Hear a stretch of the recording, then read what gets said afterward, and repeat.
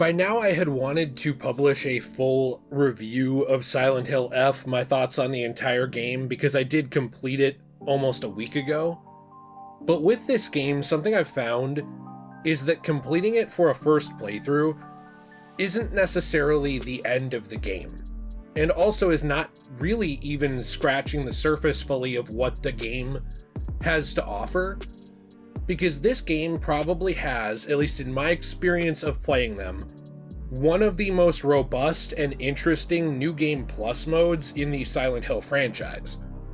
Now, often the New Game Plus modes in this franchise, they involve joke weapons or UFOs or any of these other things, and in the case of something like Silent Hill 2, I think it really does dive into and give you a sense of choice in the ending for the ultimate fate of the character. But with Silent Hill F, something that's interesting is not only do some of the endings do that, others completely recontextualize entire portions of the game, unlocking new areas that you can't go to in a first playthrough at all, unlocking alternate paths that you're able to get to sooner, entire new weapons, and interesting story quests. So I wanted to talk for a couple minutes about this today, because even though it's not really a full review, which I might still get to, I'll see. Let me know if you want to see one. This is, to me, one of the most interesting New Game Plus modes where you beat the game and you play it again that I have played in a game that is not a choice-based RPG, which I talk more about those kinds of things on my other channel, JRPG, which is in the description down below. But I think it's one thing to do that with a game where you provide a lot of choices, a different thing to do it with a horror game. It's fascinating to me. I do have a question of the day for you in general though, which is, what is a game, and this can be either way, I'm interested, that you either think is the most replayable, or it's like the most replayable because it has a really interesting New Game Plus mode. Like maybe you can do different things or uncover different secrets or make different choices. Let me know. Now with Silent Hill F, when I first was playing through the original story mode, what I expected out of a New Game Plus was something like a new weapon. That's often what we get in the Silent Hill franchise. Or maybe we would get something like Silent Hill 2, where they give you these entirely different fates for James, what actually happened, and a little bit of a possibly different final boss fight, things like that. Along with, some fun weapons, like the chainsaw. I made a whole video talking about how fun I thought that was. I even did a little skit for that. But with Silent Hill F, I am so impressed by the way that the narrative is woven together for New Game Plus, because there are so many cutscenes that are different with dialogue. Like they have entirely different dialogue that either expects you to have paid attention the first time and it's building off of the original dialogue for the cutscene, or sometimes it's showing entirely different memories for Hinako, the character you play as. And in some cases, these cutscenes completely recontextualize the story of the game, or you'll find documents and even a side quest that completely recontextualize the supernatural side of Silent Hill F. Now, the original time you go through, without going into heavy spoilers, because I don't really want to ruin the ending. I don't want to ruin any of the endings for you, actually. Just because the game is still new enough that I want to avoid that. The first time you're going through, the supernatural is very much touched on, what we would call maybe the other world, which in this game is more like the Dark Shrine. That's kind of the equivalent of it here. And there are hints and pieces that tie to the original Silent Hill, especially, and the world that it is in. But it is very much a spin-off, like they pointed out. It's not a direct sequel, it's not a direct build up to the original Silent Hill or anything like that, but there's little things you find in there like, hey, this medicine sounds a lot like some of the things that the townspeople were taking in Silent Hill, like PTV, or sounds, like maybe this red liquid, it sounds a little bit like the red liquid you see in the original Silent Hill or Silent Hill 3. Things like that you kind of catch if you're a series veteran, but they don't necessarily matter that much for an original playthrough.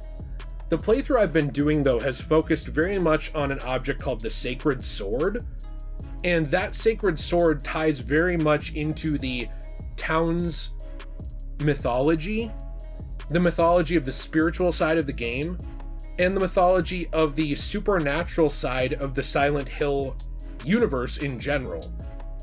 and it's been really fascinating. I have opened up new paths and discovered new items, both in the Dark Shrine, which, like I said, is kind of the otherworld equivalent, from notes, on this process, to entirely new areas that allowed me to do new puzzles to purify this sacred sword in a way that really, really calls back to something like Silent Hill 1 or Silent Hill 3 in particular. And I'm trying not to go so far into specifics that I ruin everything for you, while also not keeping it so vague that the video is pointless. But especially the red liquid from Silent Hill 1, which is one of those things that has been, it's a little bit mysterious in terms of this, in terms of the series. They don't go too far into it. I've never been able to pronounce it very well. The Aglaophotis, I always say it incorrectly, but that liquid, that item, right, the purifying item, it's very interesting because that's something that provides supernatural protection to people, and it's especially useful in the storyline of Silent Hill 3. In Silent Hill 1, it's something that you can pretty much entirely miss, but it really does play into the ending that you want to get in order to, I think, enjoy the story. But that is something in particular that's tied so much into the New Game Plus of Silent Hill F, where even if it's not the exact same thing, there is a crimson liquid with a very unique name that is Japanese that I'm not even going to attempt to butcher, which is so similar to that item from Silent Hill 1.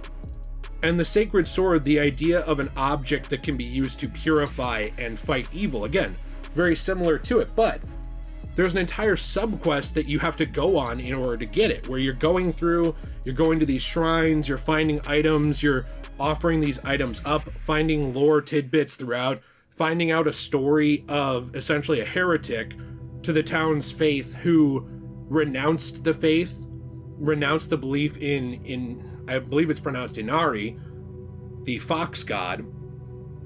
But there's also a lot of hints throughout this game in these notes that the foxes that you see in Silent Hill F might not necessarily truly be divine, might not actually be a good thing, as they tend to punish, or the spirits around them tend to punish, people with really bad fortune, like being eaten alive from the inside by bugs, if they renounce that faith or start calling it out.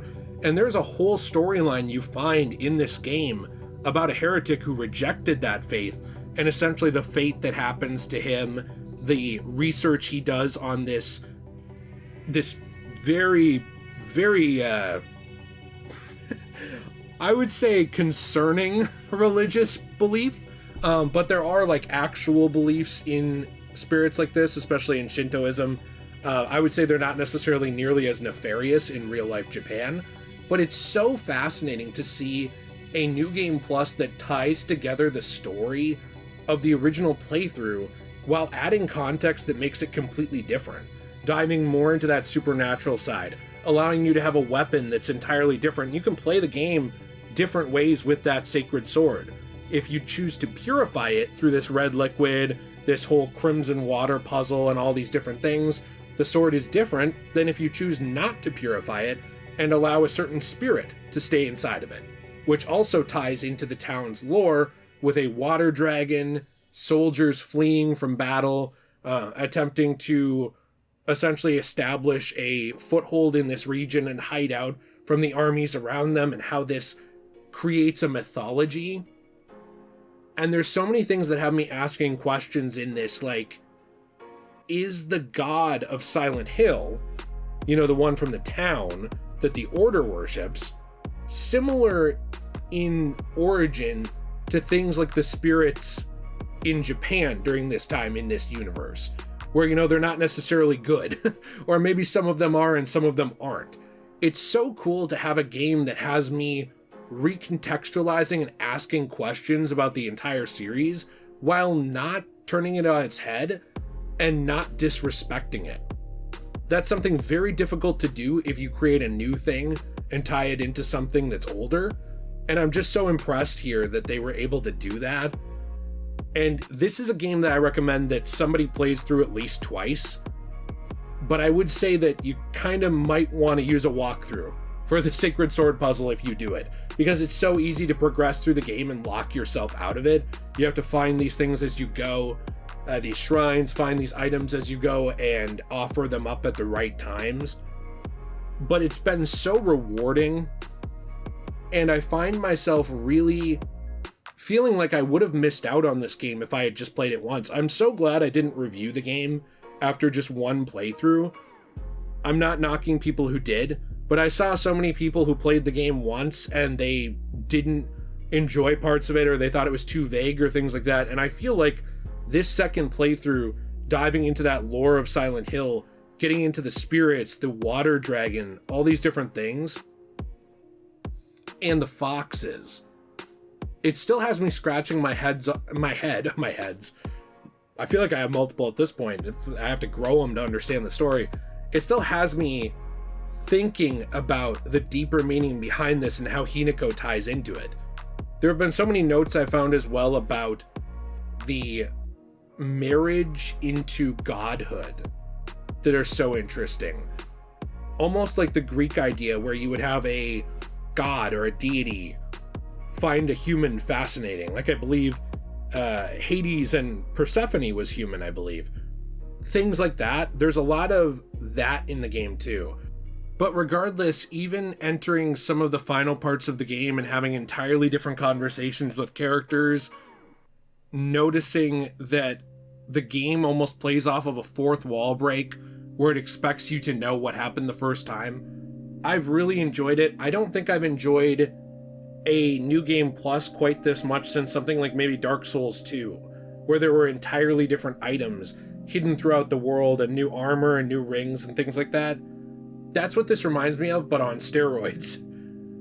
I love the way they incorporate the story. So I don't know, I'm interested to hear your thoughts down below. Hopefully this was a detailed enough breakdown. I don't want to completely ruin every element of it if somebody, maybe can't afford the game yet, or played through it once and they were looking for a reason to play through it again without everything being spoiled. Hopefully this is kind of a, fun little video for you, and maybe not a wake-up call, but a call to action to try the game again. Let me know your thoughts down below. If you enjoyed this video, you want to leave a like, subscribe, I appreciate you very much. If you guys want to check out the channel memberships, I'm going to be adding new stuff in the coming weeks, even from Degenerate Plays, as I'm rolling that channel membership feature essentially into this channel. So there should be more than ever for different tiers on this channel, if you're interested. And of course, as well, we do have our own Fortnite code. DJAY123 helps our channel a ton, and our own store, CosmoBunny.shop, where we sell one-of-a-kind items for one-of-a-kind people like you, coasters, keychains, trays, and more. Our sale is ending very soon, but you can use code MOON for 20% off your order right now. Otherwise, if that expires, DJAY123 for 10% off your first order. Made from recycled paper from damaged books, like comics, manga, and more, and also resin, and then we recycle the rest, and we make some cool stuff. I'm really proud of it. Have a fantastic day, and as always, everyone, stay shui.